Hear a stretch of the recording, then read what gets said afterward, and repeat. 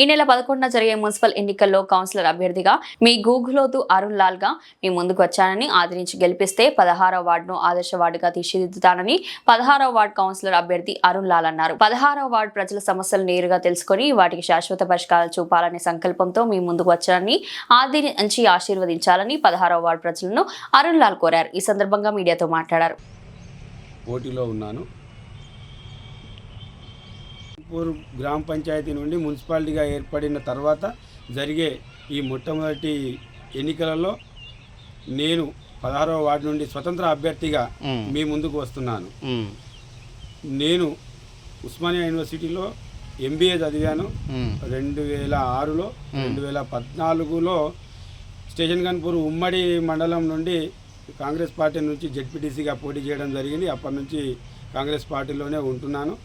రాజకీయాల్లో నాకు పరిచయాలు ఉన్నాయి, నాకు కొంచెం అనుభవం ఉంది, నాకు తెలిసిన పరిచయాలు ఉన్నాయి.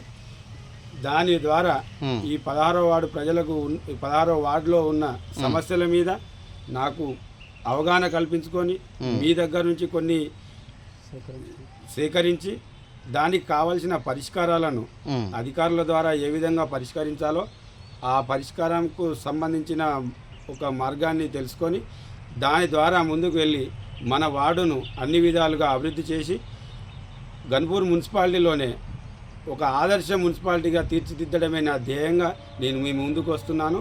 కాబట్టి నన్ను మీరు ఆశీర్వదించగలరని నా యొక్క మనవి. ఇట్లు మీ గూగులోతు అరుణ్ లాల్.